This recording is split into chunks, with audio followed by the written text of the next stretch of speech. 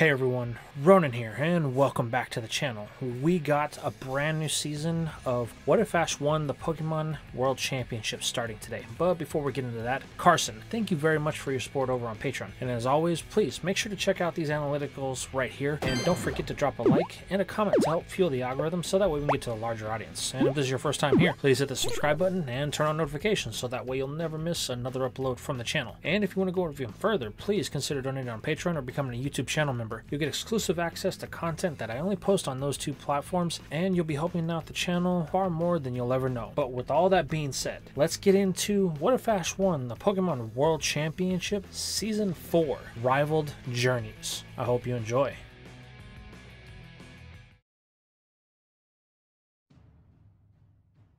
In the time of destruction, when the world faced the end, the Creator summoned the embodiments of reality to defend its precious creation. This is where we find ourselves over the lands where nature was in a constant battle due to its selfish infatuations with the only opposite gender of its species clouding their judgments. However, this ended in an instant when a meteor fell from the sky and wiped the pink djinn from existence. But the destruction of the others was saved by the being we know as Palkia. Using its powers to bend space, Palkia slowed the rock's crash so it only left what would be a blemish on the region as a whole. With its task complete, the deity returned to the side of its master, unaware that this rock contained a dark secret, and it, being exposed to the power of Palkia, had set it on a path of rivaled destinies for the rest of time. However, the world of man was still young at this point, and some time passed and the memory of that day faded from life on the planet as we knew it. This led to the area around the impact site being developed for its natural resources due to the land being rich and fertile, perfect for the evolution of agriculture and man's expansion. This led to a settlement being formed very close to the place that they came to call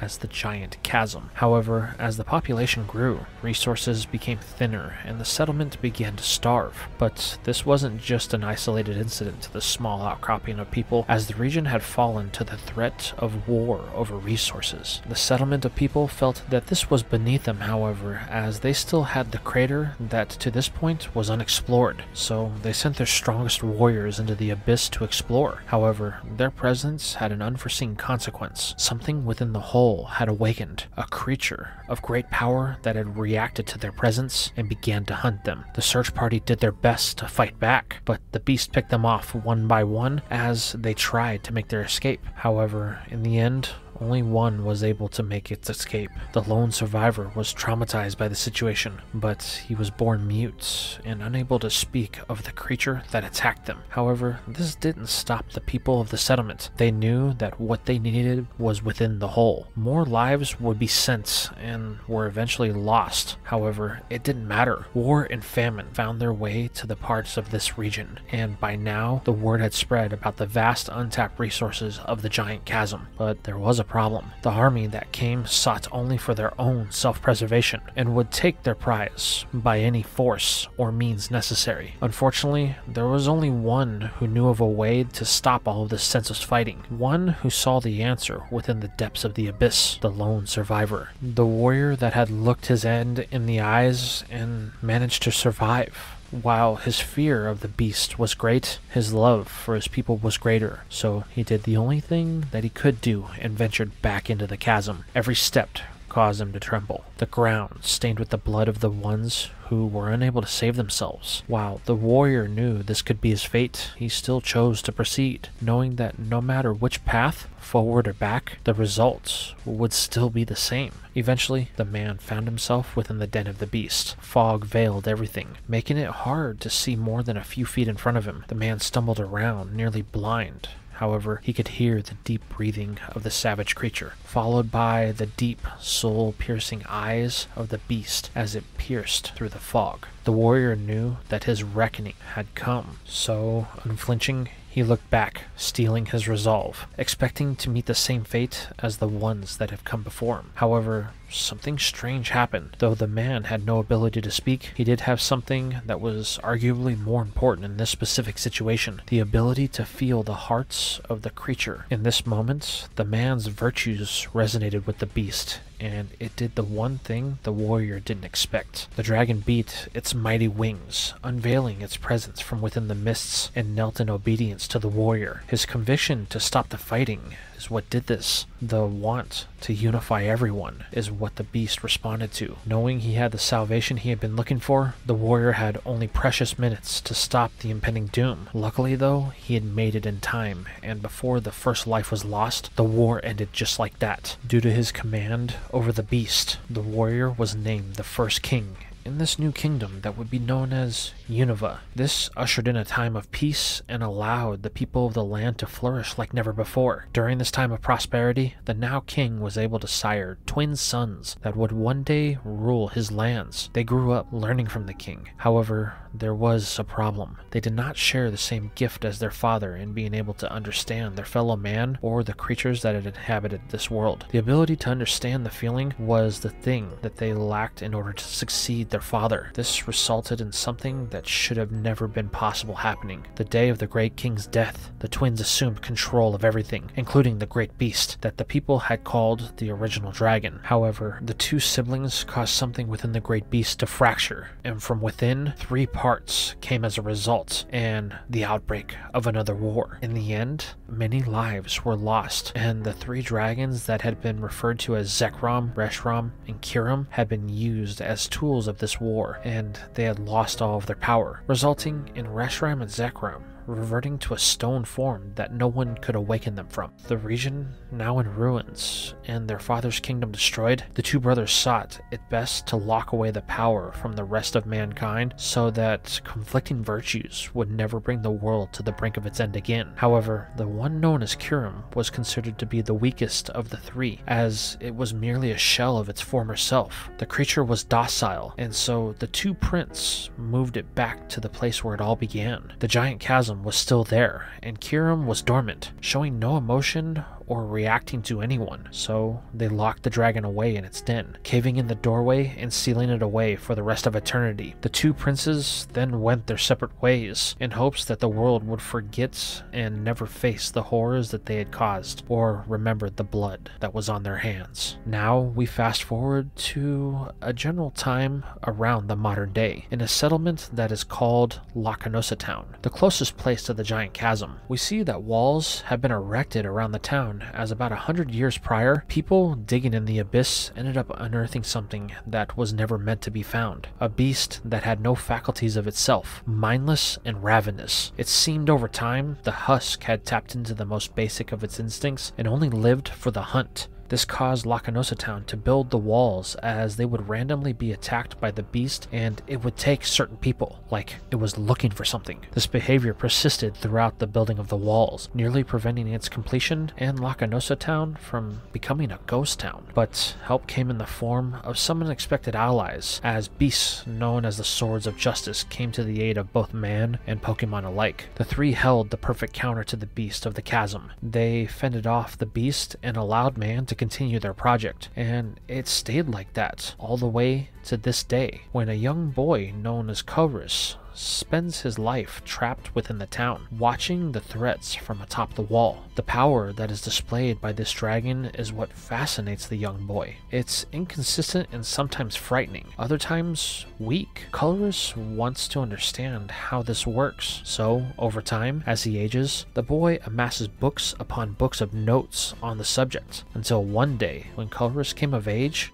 he left his home. The man wanted to know the power of Pokemon and the secrets that lie within them. So he thought in order to do that, he would need to learn genetics to unlock things at the cellular level. This caused Colress to seek out the world's foremost authority on the matter, the great Dr. Fuji. Colress was eventually able to find the doctor and convince him to take him on as an apprentice and assistant, and he ended up spending years under the doctor, learning anything he could. Even when the doctor's daughter fell ill, Colress stuck by him, trying to find a cure to her ailment, but she eventually lost her battle. Unable to face reality, Fuji turned to the process of cloning. While Colress was excited about this field, it is an expensive endeavor. As a result, Fuji turned to the only one that would provide him the funding needed, the leader of Team Rocket, Giovanni. At first, Culrus chose to ignore this new partnership as he naively thought that it would still be their science in the end. However, that changed when Fuji failed to produce the results that he had promised. It was made painfully clear that their research was not their own when Giovanni made a demonstration of his intent when he destroyed their lab to send a message. This caused a rift to form between the doctor and his assistant. Fuji resigned to Giovanni's whims, dedicating to the completion of Team Rocket's ultimate weapon. Blinded by his grief and Gio's promise of continuation for his research, as Giovanni funded the cloning of his now long-deceased daughter. But unfortunately, even though Fuji needed his assistant at this time more than anything, Culrus would not remain with his mentor, as he still saw his main goal, the understanding of Pokemon and their hidden power, so he left and returned to his home region. Culrus sought to continue his research, but once again, the man-made concept of money was his only barrier. So, like his mentor before him, Culrus accepted the funding of a man with a save-the-world complex. The exact opposite you would think of Giovanni. This resulted in the now lead researcher of the Plasma organization to continue his studies, but Culrus soon fell victim to the same scenario as Fuji when Ghetsis made the same threats as Giovanni. However, the sage took it a step further, telling Culrus that next time it would be his beloved research and his life. With his lab in ruins and Ghetsis wanting a super weapon, Culrus came to work on what he would come to call Project G. 5 weapons with the power to enslave the region of Unova. However, there was something that was missing, a piece of genetic code that he couldn't crack. With the pressure to produce results, the scientist was running out of options. That is, until he was approached by something that never should have existed in the first place.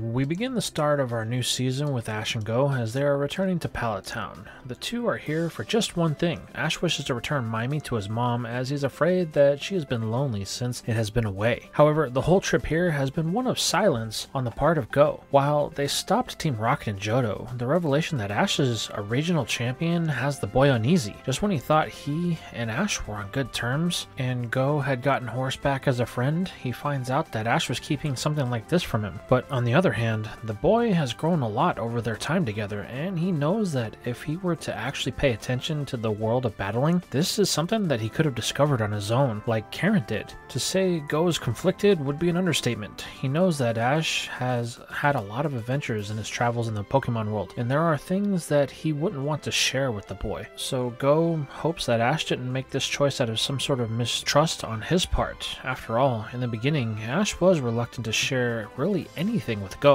However, Go is a little bit too shy to ask about this subject as we are on the doorstep of Ash's childhood home. And as Ash opens the door, he is greeted by his mom, who is ecstatic to have him home. However, she's even going as far as to pay Riolu and Pikachu more attention than her own son, but this is always something that happens. However, when Ash reveals that he brought Mimey back to his mother, Delia immediately makes sure that Ash had treated it right, as she seems to value the psychic type just a little bit higher than any other living thing. Once Mimey confirms it is fine, Delia tells the boy to get washed up. Dinner will be ready soon, so she hopes that they are hungry, as there will be a lot of food. Ash tells Riolu and Pikachu that they should head upstairs, to which the boy tells Go to follow. This leads him into Ash's room, causing both Riolu and Go to stop for a second as they both finally get the chance to see all of the accomplishments that Ash has had over his trainer career. On his dresser sits the badges from all of the regions that the boy has visited, the trophy from his Orange Island win, his Battle Frontier symbols, and the biggest of all, Go, his Champions Trophy from his win in Alola. In this moment, it finally hits Go just how much Ash has actually traveled. The things that Go has seen pales in comparison to Ash, while Riolu is feeling something a little bit different. A strange sense of motivation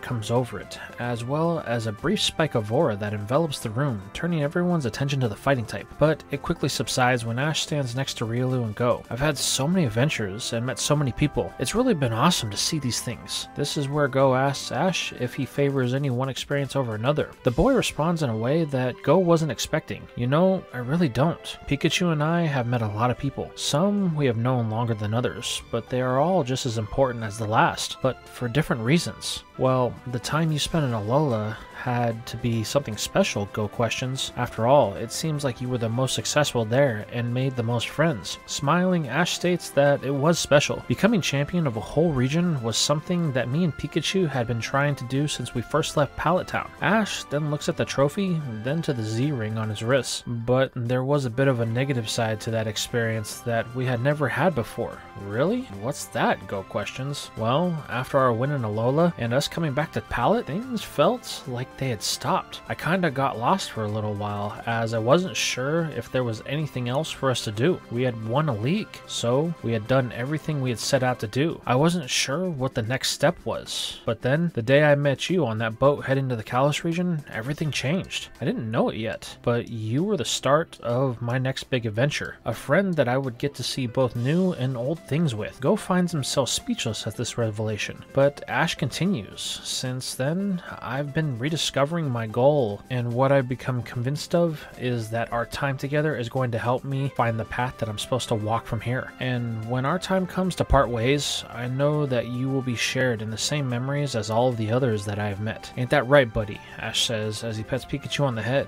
This whole speech causes Go to have a newfound respect for Ash. Seeing things through his eyes and the way he views all of his friends is something that Go has never thought of. It actually helps him understand himself a little bit better as well, as he comes to realize that Ash isn't keeping things from him out of malice, but just because these memories are the real treasures for himself, and they can't be shared with anyone besides the people who have experienced them. It's the same with Go and Horace. Only they can understand their situation, but that doesn't mean that it won't expand to include other people, as Ash has over time, as he has traveled and met new friends. All the while, Riolu hearing this whole encounter causes some memories of its own to stir up. However, it's not sure if they are its memories or a feeling of deja vu, but this isn't going to stop its fighting spirit, as Riolu steps to Ash with a fire in its eyes, pointing to the shelf of accomplishments. So, you want to achieve something? Ash questions. With a gleam of aura in its eyes, Riolu nods, confirming that even though it still technically isn't Ash's Pokemon, the fighting type has seemingly chosen to be part of Ash's team. This leads the group to a very pleasant meal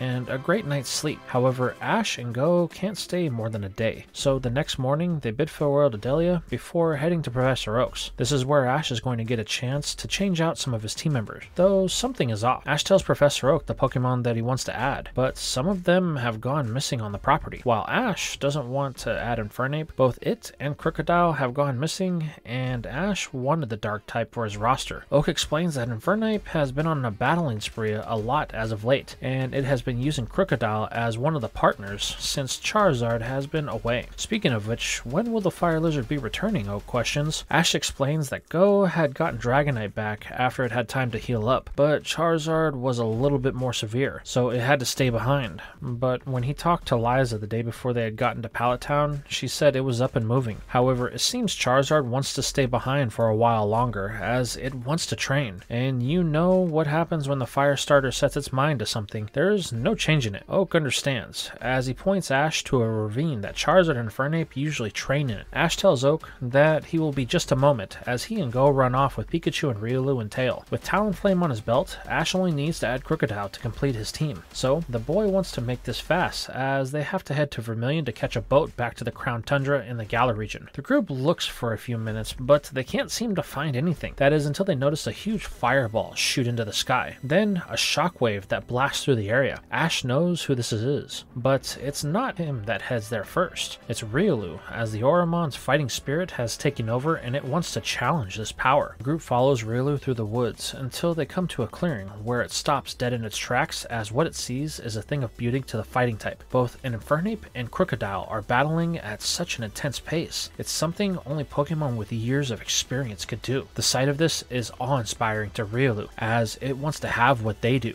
Well, more Infernape than anyone. However, this battle is brought to a halt by Ash as he calls to the battling heavyweights. The boy greets the two as he hasn't seen them since the battle at the Tree of Beginning. However, Ash will be interrupted when Riolu challenges Infernape to a battle. It wants to test its power against the Sinnoh starter. Curious, as Riolu hasn't really had any battle experience outside of Persian, Ash asks Infernape if he wouldn't mind sparring with Riolu. The fire type can understand the fighting spirit of the newborn and accepts the challenge. Ash apologizes to Krookodile for the interruption, but he's going to be taking it, so the Sandcroc will have a chance to get plenty of battles. Krookodile stands aside as Ash recalls it, leaving only Riolu and Infernape. Go asks if Ash is going to command Riolu, however the boy states he won't. He's curious to see what the fighting type can do, so Ash, Go, and Pikachu watch what follows as they both engage with each other. It quickly becomes obvious that Riolu is outclassed as Infernape has far more battle experience than it. The Fire Monkey demonstrates not only its mastery over the fire element, but the physical fighting style. It is clear to even Ash that Infernape has been training non-stop as of late, and has made great progress in its own development. The boy can't help but to wonder why, though this thought is interrupted when Riolu is finally taken out after it gets agitated that Infernape is holding back, and it tries to overpower the starter. This forces it to reveal a fraction of the power locked within the monkey as it swells with flames, only for Riolu to be sent into a wall with a Flare Blitz. The fighting type is clearly beaten as it is non-responsive, but then Ash feels it again. That connection with Riolu. They're one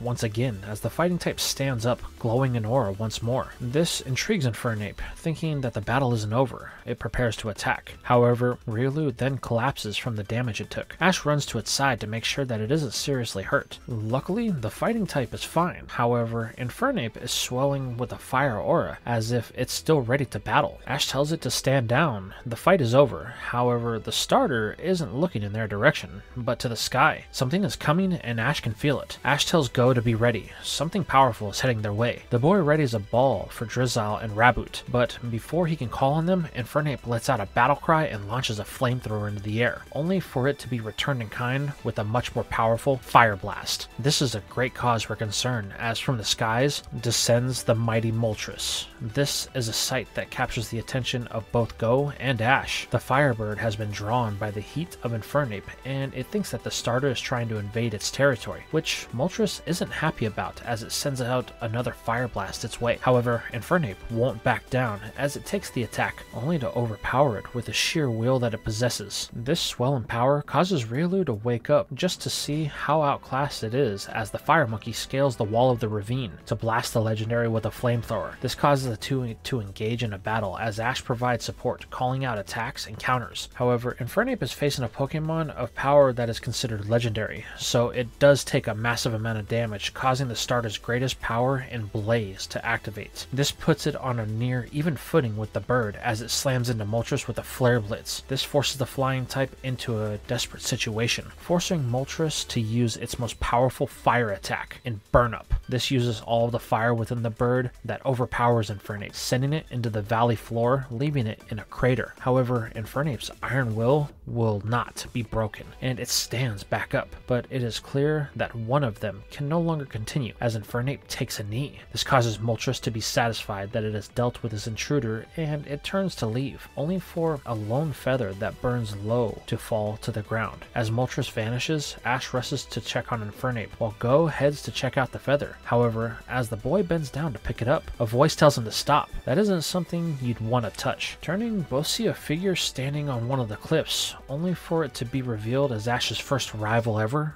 Gary Oak. The Oak boy jumps down and approaches Go, telling him that that feather could cause a burn to him if it's not handled with care. Gary then kneels down, only to trap it inside of a canister, sealing it for safety. This is where Ash joins him, asking Gary what he's doing here. Hey Ashy boy, it's been a while. I assume you were looking for Moltres as well? This confuses Ash, as he states that he wasn't. The only reason he came out this far is because he came looking for Infernape and Krookodile Krookodile. Well, I thought he was on the hunt for a Moltres feather, Gary states, pointing to Go. This confuses him, as he states that he had no intention of looking for one, and he has no idea why Gary would think he would. So, you don't mind if I have this, then Gary questions? To which Go says he doesn't see why not. Gary then smiles as he takes out his rotophone and makes a call. Then a Corviknight comes down to take the feather. It's here that things begin to click for Go. Wait, you're part of Project Mu? Yeah, that's why I assumed you were looking for Moltres. My trial mission was to get the feather. I've been tracking it for weeks, but finally I was able to find it,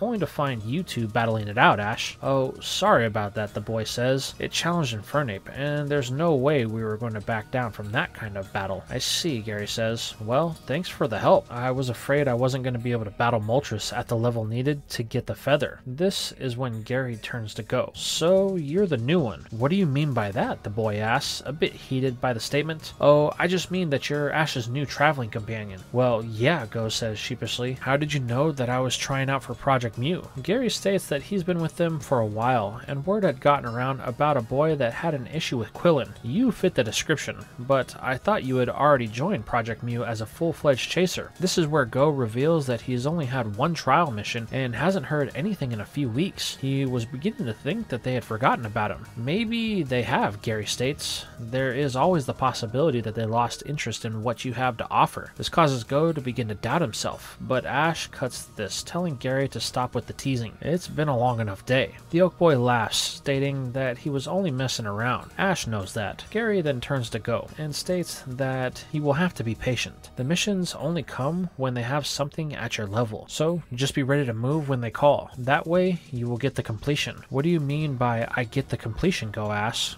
Gary reveals that if they assign multiple chasers to the same task, then it's only the one that completes it that will get the credit for it. That's why I asked if you were going to keep the feather. There's no way of knowing how many chasers are on one mission, but I will warn you, if you can't produce results, then they will drop you from the program, so you will need to be ready at all times. This causes Go to grow quiet, though Gary does offer the boy some words of wisdom, stating that if he sticks with Ash, then he should be fine. The Oak Boy then turns to his old rival. Hey Ash, it's been great seeing you, but I have to go. There's another trial mission that they've sent me, and I want to be the one to get the credit before another chaser. Smiling, Ash tells Gary good luck. He hopes that they can have another battle soon. Gary says that his champion-seeking days are behind him, but he does enjoy an intense battle every now and then, so when he's done with his trial missions, he will take the champion of Alola up on his offer, as he would like to test his skills against the strongest trainer in the Alola region. Ash says he wouldn't have it any other way. Gary then turns, telling Go to stay focused, or he will fall behind as he walks off. As the Oak Boy disappears over the bend, Ash tells Go they should head back to the lab. They have to get Riolu and Infernape checked out. Plus, they still need to get going to Vermilion. Right, Go says softly as he turns, with Ash helping Riolu, while Infernape limps back to the lab.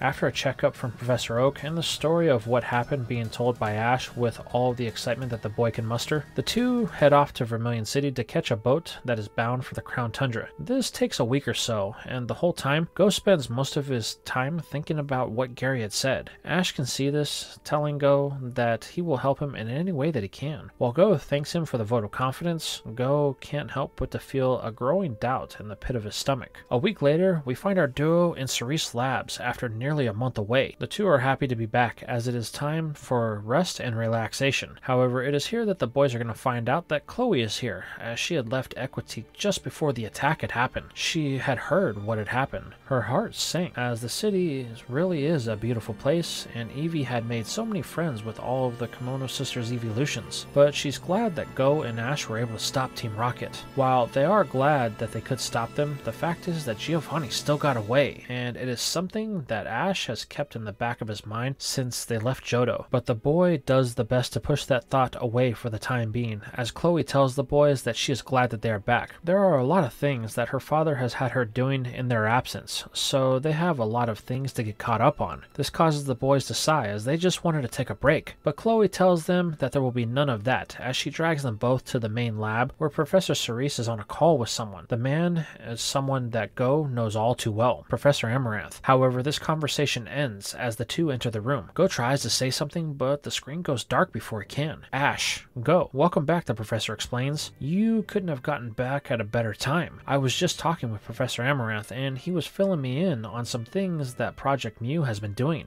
Did he happen to mention my next trial mission, Go asks, but Cerise states that he didn't. This was about a mission they have local with one of their head researchers for Project Mu. This researcher has been positioned here in the Galar region for a while now, and has finally made some great progress. They had contacted Amaranth to see if anyone from the lab could provide some support, so I told him that I would send you two as soon as you were available. This immediately gets a reaction out of Chloe, as she was hoping that they would at least take out some trash or something. The housework really has been piling up since Mimey left, and the girl isn't too happy that it has all fallen on her when she is home. While Ash and Go haven't really had any time to rest, they both know that this is important, even though Go would like some time to evaluate things, as there are some things that he needs to deal with, like his depressed water type, Drizzile, and the moody Raboot. But he guesses this will just have to be something that he solves on the road, as Ash is already geared up. Go asks where they have to head, to which Cerise states that they are going to head to a place deep within the tundra that few know of, called the Split Decision Ruins. And Ash, I've gotten word that there are more carvings of Melmetals on the walls there, so maybe you should take it with you to check it out. Realizing that he technically only has 5 Pokemon with him, Ash doesn't see any problem with this, and he recalls the metallic blob before asking if everyone is ready. Cerise downloads the location of the ruins to their phones and tells them to head out at first light. He would like to know of any new info on Melmetal, as he feels that he is close to some sort of breakthrough with it and the role that it played in the ancient world. So after a hot meal and some complaining from Chloe that gets them to clean up a bit, the duo head to bed. That night, Ash sleeps soundly as Go lays awake. Everything that has happened as of late keeps replaying in the boy's mind. Truth is, he's beginning to feel overwhelmed and doesn't know where to start in correcting this issue, but he chooses to keep this to himself for the time being, as the night fades into morning. Both Ash and Go are up and out of the house at first light. The place they have to go to is deep within the tundra, and it will take them most of the day to get there. While Go is struggling to keep going, Ash is fired up as he, Riolu, and Pikachu are using this time to get some training in against some of the high-level Pokemon of the tundra. Riolu, though less than 2 weeks old, is proving to have knowledge well beyond its time alive in the art of battling. It's like there is a sixth sense within it when it comes to attacking and taking down most of the challenges that they have come across. Ash and the fighting type are having a good time with this, as they seem to be bonding on a level that most wouldn't understand. Even Go is surprised that Riolu has taken to Ash so quickly, as he had always read that newly hatched Pokemon took a while to bond with humans. But with these two, it's like they've known each other since the start of his journey. The boy begins to wonder if this has something to do with how Ash got the egg, but doesn't really have time to explore that thought, as he is trying to do his best to deal with his 2 mid-stage Pokemon that seem to be giving him whatever trouble they can at every turn. On the other hand, Ash is beginning to feel that sensation again. The bond with Riolu is very similar to that one that he felt when he spent time in Kalos. It has the boy wondering if they will have to take a trip there sooner or later, but he will have to table that thought, as after a long trek through the tundra, Ash and Go have finally made their way to their destination, the Split Decision Ruins. What immediately catches their eye is the fact that they have 2 very distinct colors that seem to separate the ruins. At its base is a campsite, but as Ash looks around, he notices a very familiar battle facility that is parked in the distance. Instantly, the boy knows who they are here to see, as he calls out the name of the Pyramid King, Brandon. This causes the brain to stick his head out from one of the tents at the camp. Ash, I didn't think I would see you again. It's been a long time. Brandon then notices Go and asks if the boy has been keeping out of trouble, to which he shyly says that he has, due to the overwhelming presence that Brandon offers. Glad to hear it, the brain says. Now, what brings you two all the way out here? Ash says that they were sent by Professor Cerise. Go is trying to become a chaser for Project Mu, and he was assigned to come out here and help with whatever you need. I'm here to help in any way that I can as well. This causes Brandon to laugh, as he never tires of Ash's enthusiasm. Well then, let's get to work. There's a lot of things we need to get you two caught up to speed on. However, Brandon is going to be interrupted by a very familiar voice, as from the tent, Quillen emerges. This immediately causes Go's blood pressure to rise, as he didn't know that Quillen would be here. I figured they would send you two, the chaser says. Tell me, have you finished your trial missions? He asks Go. The boy says he hasn't even done the second one yet, but he passed the first one with flying colors, so he's just waiting. With an almost superior tone, Quillen says that if he's been waiting this long, then he should just give up. Amaranth has lost interest in you. This causes Go to begin to argue with Quillen, but it is stopped by Brandon, as he states that they don't have time for this. There's a lot they have to do, and they are here to help us. There is nothing but the assigned task. Am I clear? Both Go and Quillen respond to Brandon's presence and tone tone, as he is very commanding. However, Ash has no problem talking to him like a normal person, asking if he is the researcher that they were told about, but Brandon denies this, stating that the person is up in the ruins as we speak. So why don't we head over there? This causes them all to hurry ahead, as Go and Ash are both curious about this person and who they are. But they won't have to wait long, as they can hear someone arguing at the top of the stairs that lead to the ruined doors. The four quickly ascend the stairs, only to find a man and a young girl, no older than Go. The girl is berating the man about keeping her here. She just wants to go back to Wyndon. All of her friends are there. She doesn't want to be in this stupid backwoods part of the region any longer. However, the man pleads with the girl that this is the only time that they will have to spend together, so they should make it count. This causes the girl to get frustrated and stomp her foot. You never listen to what I want. It's only about what you want. You're so selfish. She then screams as she storms off in the direction of the battle pyramid. We didn't interrupt, did we? Brandon asks. The man quickly stands up, stating no, they just had a mild disagreement. Both Go and Ash state that if that's mild, then they wouldn't want to see a fight between the two actually break out. But this is interrupted by the man as he displays an energy that is almost the same as Ash's. Excitement about the world. Brandon introduces the boys to Peony. He is the researcher that is stationed here in the Galar region on Project Mu. Brandon and him are old friends, and Peony had asked the Brain to help him with the ruins. So that's why Brandon is in the Crown Tundra instead of Sinnoh. The Brain then explains that these two are the ones that were sent from Cerisa Labs, and they need to get them caught up to speed with the information that they have. Peony is like a kid in a candy store, as this is one of the favorite things to do that he has developed out here in the region. Both Ash and Go listen as the man begins to weave a tale about the Crown Tundra's ancient past. There was once a king of harvests that lived in the tundra. During his reign, it was said that no one starved and the times were prosperous. Also, the power of the king was unmatched in battle. With the help of his trusty steed, the king had never been beaten. Things were well, and peace was the currency of the day. But then,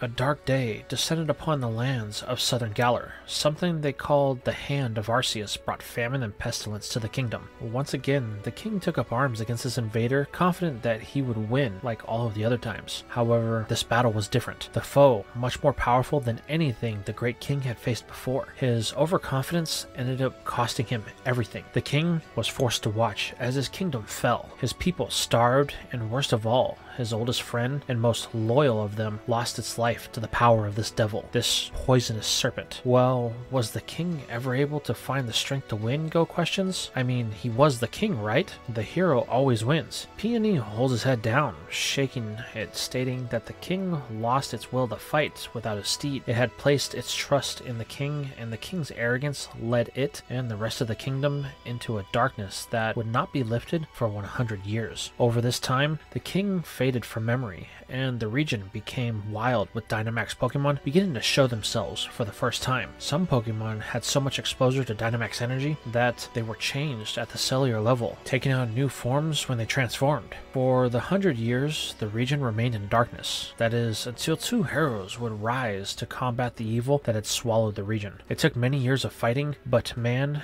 and the twin heroes were able to eventually stop the evil serpent and seal it away. However, by this time, the region had been infected by the power of the beast, and Pokemon still had the ability to Dynamax. It was said that the great beast would potentially rise again one day. So, humanity, in order to be ready for this coming battle, decided to do something about it. They spread out across the world looking for the strongest creatures that could resist the poisonous allure of the beast. Though it took decades, the descendants of the Galar region returned with monoliths that were used to stand guard over humans in other parts of the world. Pokemon that seemingly evolved with the purpose to protect humanity from the threats sent from the heavens. The people of Galar built great temples to house these protectors in the southern parts of the region, as this is where it was said the beast was sealed. Then humanity moved north to lands that were much more fertile so they can restart, and the memory of the battle, the king and the two heroes faded from mankind, with their only reminders etched in the walls of the ruins that are spread throughout the Crown Tundra. Wow, that's a great story, Ash says, but I was told that this had something to do with my Melmetal. How does it fit into the story? The boy asks. Peony points to a table they have set up next to the door. I was told a box like this was found in Turfield some months back. Is that correct? Ash says, yeah, it was in ruins that had carvings of Mew and Melmetal all over it. How did it get down here? Ash questions. Brandon states that it wasn't brought here. That is a box that was found in some ruins not too far from here, though like the one called Sonia, we haven't been able to open it. Peony then speaks up, stating that some symbols on the box appear in the door of these ruins, so he thinks that they are related, but they have run into another issue. They can't figure out how to get the doors open. They have been at it for months with little progress and have eventually reached a point that they can't do anything else, as they have examined every inch of the outside of the temple. However, as they are talking, Go notices something about the doors. There are marks on it, and he then asks about it. They look familiar. They look like he's seen them before. Brandon states that he's gotten the same feeling, but has been coming up with dead ends in all of this research. However, Go thinks that he may have a lead. He then asks if he can send out one of the Pokemon that he used on the day that they met, one of the legendary ones. Sure, the brain says, as he calls on Regice. Go then looks over the frozen monolith and asks if he can take a picture of it. Brandon has no issue with this, so Go has his Rotom phone head up and capture an image of its face. Once Go has the phone back in his hand, he heads over the door and begins to look at it intensely. Quillen states that they've already tried comparing the two, but it was a dead end. However, Go isn't convinced. He then looks at the door and notices that there is a small part of the pattern that seems to be worn down. I wonder, the boy whispers to himself. He then pushes the pattern that appears on Regice's face as it appears in a certain order. It seems to be a fruitless task until, from across the tundra, a loud, almost explosion-like crash can be heard. Brandon immediately asks what that was, only for one of his air drones to reveal that there was a cave that were in the mountains near the dead tree, and it looks like the ruins are exposed through the rubble that has collapsed. Amazing, Peony says. What did you do? Go explains that he noticed when he first met Brandon that each of his Reggie's faces would light up. However, it looks like as if each of the dots would light up in a certain pattern. Unless you really look, it's something that you may never notice. I saw it in the passing glance as I was shocked that Brandon had control over the Pokemon that he did. This leaves Brandon, Peony, and most of all Quillen speechless as they have been stuck for over a month. Well, it looks like we have some work to do, Peony says. I suggest we get started. Both Ash and Go are excited, but simultaneously their phones notify them that they have a new message. Go opens up the email and reads it. The boy doesn't even get halfway through it before he starts to get overexcited. Ash, my next trial, it's here. However, the boy doesn't hear Go as he is reading his email. Ash, are you okay? Go asks. Yeah, I got an email from a friend of mine in the Unova region. She's asking if I can go there to have a coordination battle with her. Unova? Coordination battle? What are the odds of that? Go thinks to himself as he looks at his phone. His next trial mission just so happens to be taking him to the northeast part of the region of Unova. Well, it looks like we both have our next adventures planned out, they say in tandem. Ash informs Brandon that they have to leave as they have been summoned for a coordination battle and a trial mission in the Unova region. But once they are done, they will return for any help that they can offer, as Ash wants to see what else is tied to the origins of his Melmetal. Brandon nods, telling the boys that he will keep them up to date with any new discoveries that they find as they take off back to the lab to get ready for their next journey. Now we change venues to the north part of the Galar region and stow inside. We find Bee in her gym. It is empty of everyone except for her and her Pokemon. That is, it was, as the girl is hard at work training for her next challenge. She is interrupted by the president of the Galar region Pokemon League, Chairman Rose. However, Bee seems unfazed by his presence as she continues to train while Rose talks. At first, it is a very cordial conversation. The chairman talks about being so proud of the league that he and the gym leaders have built. They are ranked #1 across the world as a region for competitive battling. Pokemon battles are the lifeblood of Galar, but Bee just continues to throw kicks and punches like her Pokemon. Her goal is to tune her body into its ultimate form after all. But the tone of the one-sided conversation turns as Rose develops a displeasure in his next statement. I heard you battled the one called Ash and beat him. Bee's eyes twitch slightly as she continues her routine. Well, I wanted to let you know that I'm disappointed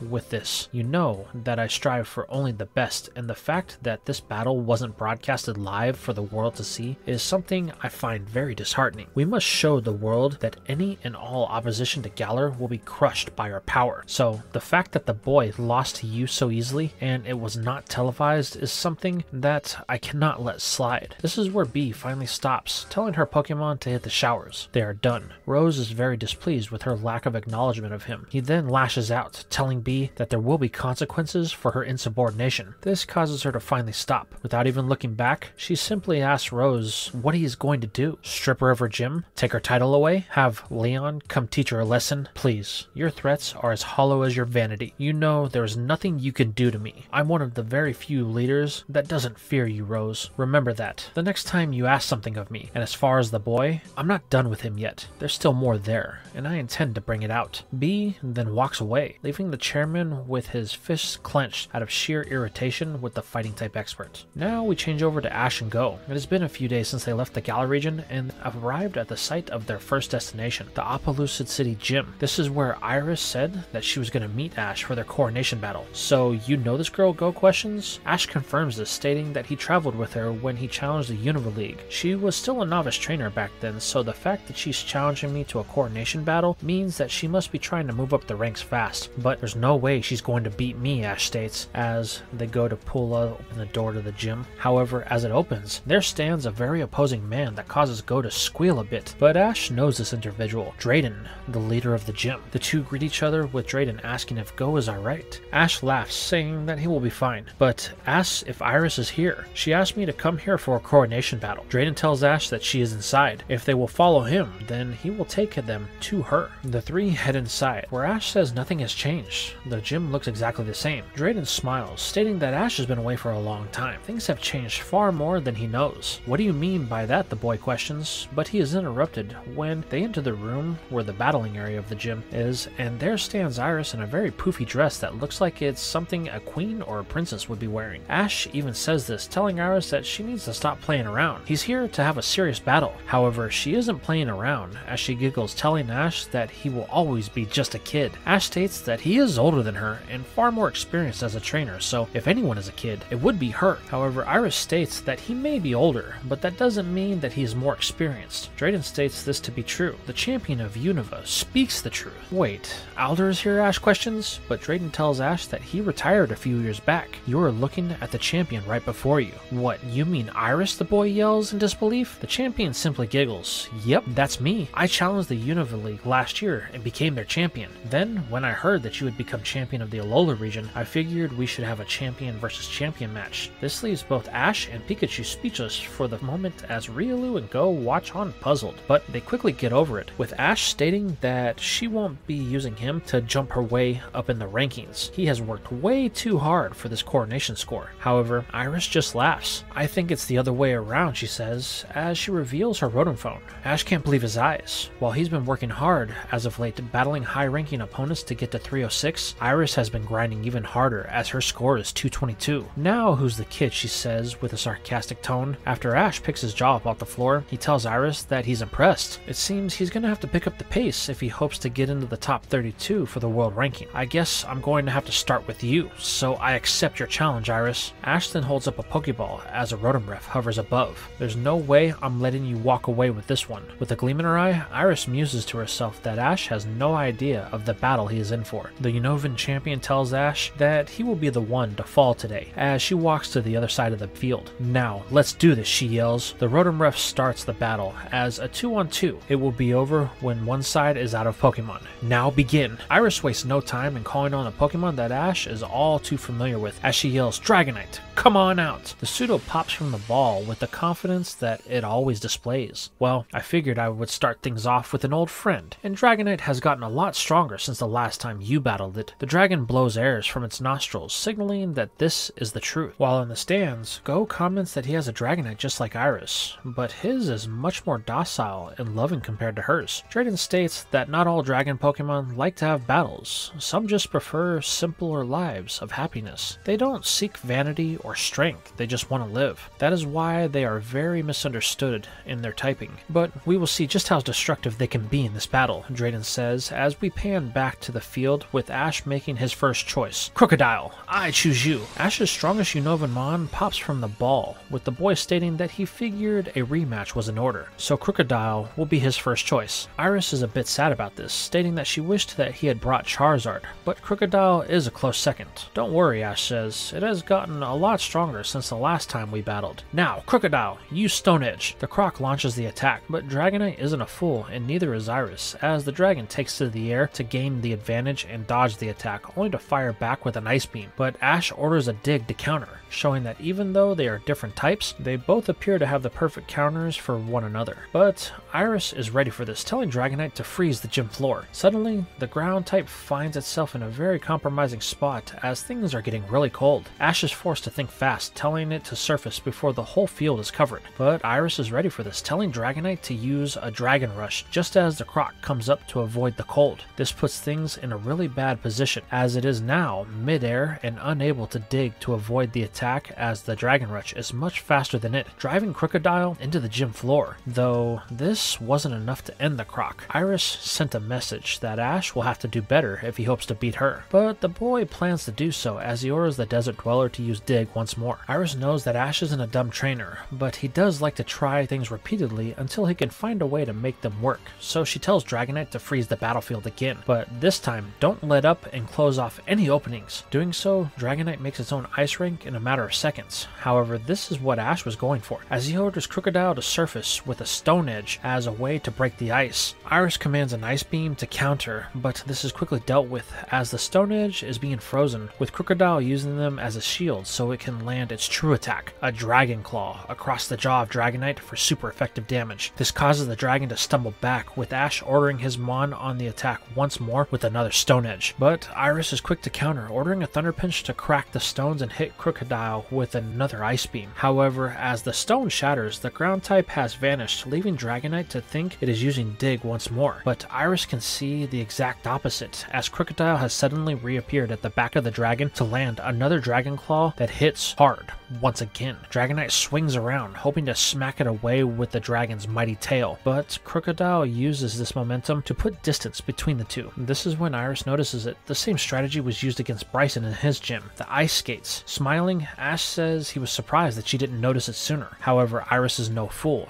as she knows that this means that the Stone Edge Dagger is next. She quickly tells Dragonite to take back to the air, but Ash isn't going to let her get away with it that easily, as he calls for an Aerial Ace. Crocodile uses its Ice Skates to speed down the battlefield and gain as much speed as possible before leaping into the air just above Dragonite with the intention of bringing down all of its weight onto the dragon and ending this battle. But Ash has made a slight miscalculation here, as Dragonite is a master of its domain. Iris commands a Dragon Rush that Dragonite is able to perform and counter the Aerial Ace and drive Crocodile into the gym roof before letting the ground type fall to the gym floor. Ash knows that they can't stop this, so he commands his Croc to fire a Stone Edge mid-fall that Dragonite can't avoid and is struck for super effective damage. The last thing both trainers see is their Pokemon slamming into the gym floor, both knocked out from the battle that they had just shared. Both are speechless for a moment as Rotom declares the battle a draw. Recalling the two heavyweights, both trainers steal their resolve for the next battle. There's no room for any errors. However, Iris has a secret weapon, as there is one Pokemon, the one that won her the championship, that Ash has never battled before. Well, not in his current form. While on the other hand, Ash is thinking the same thing. He has a Pokemon that most people have never seen before. As a matter of fact, the Rotom phone told Ash that it is the only one that has currently ever been successfully revived. Best of all, it's a dragon, so this could be the best counter for anything that Iris can send out. Both in tandem make their final choices. For Ash, it's the one and only Dracovish, while for Iris, it's a Pokemon that Ash was wondering about, as from a ball emerges Iris' strongest Pokemon, the now fully evolved Haxorus. Both trainers are in awe about the other's choice. Ash because he's impressed that Axew evolved, and Iris because she has never seen a Pokemon like Dracovish before, and she can instantly tell it's a dragon. Though her first instinct is to baby it, she knows that she will have to wait until after the battle. Iris tells Haxorus to be on guard. If Ash chose this Pokemon, then it must be strong. Smiling, Ash tells Iris she can take the first move. He would like to see what Haxorus can do. Smiling, Iris says that he will regret that decision, as she commands for a swords dance that causes the blades on the face of the dragon to swell, increasing its attack. Knowing they should keep their distance, Ashe calls for an ancient power to test the waters of the frozen battlefield, though they do little with Haxorus' new power, using a Psycho Cut to break the boulders down to size. While it takes damage, the truth is that the attack was very underwhelming, giving Iris a sense that Ashe and his Pokemon haven't been together that long, so she is beginning to see a path to victory. Now, use a Breaking Swipe, she orders. The dragon rushes in with the intent to use its tail to slam into the fossil. However, Ashe doesn't move, telling his dragon to remain steady. Dracovish just stands there, looking almost clueless to what is about to happen. But then, Ashe reveals his plan. Use a water gun, he yells. Suddenly, Dracovish sprays the battlefield, causing a fresh layer of ice to form in the area just in front of it. This causes Haxorus to have trouble with its footing as it begins to slide in the direction of its opponent. This is where Ashe reveals why he told Dracovish not to move, as Haxorus begins to spin,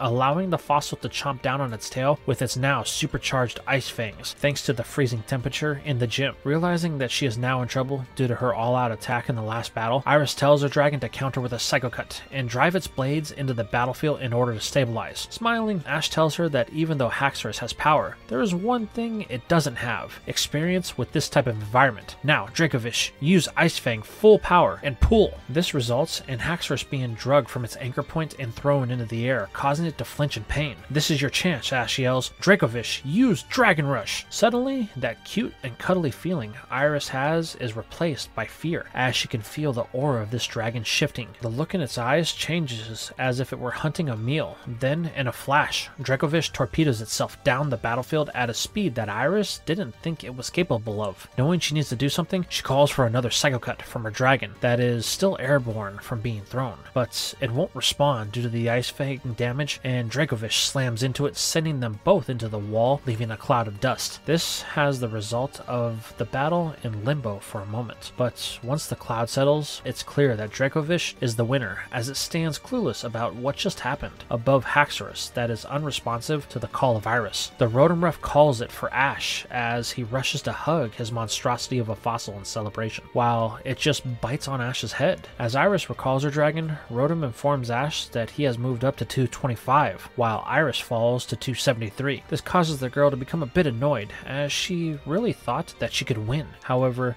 this is mitigated as she can now cuddle with the very dangerous but very lovable dragon that Ashe has caught. Go and Drayden join the two as Ashe informs Iris where he got Dracovish.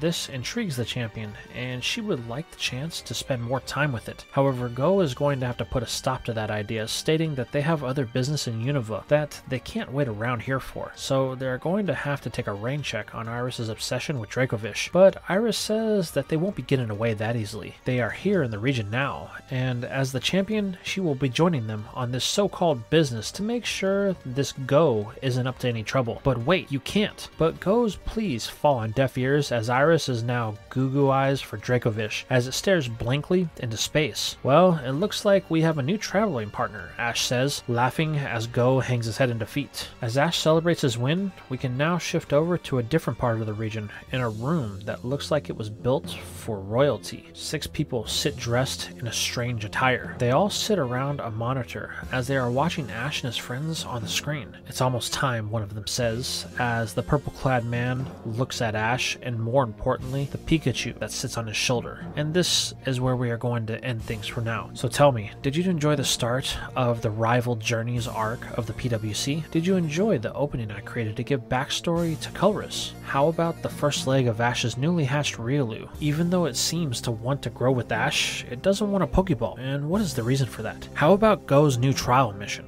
What exactly is he after? Or the battle with Iris and Ashe, and him managing to win over his old traveling companion? What about these 6 people and their obsession with Ashe, and more importantly Pikachu? Why are they after it specifically? Let me know your thoughts in the comments down below.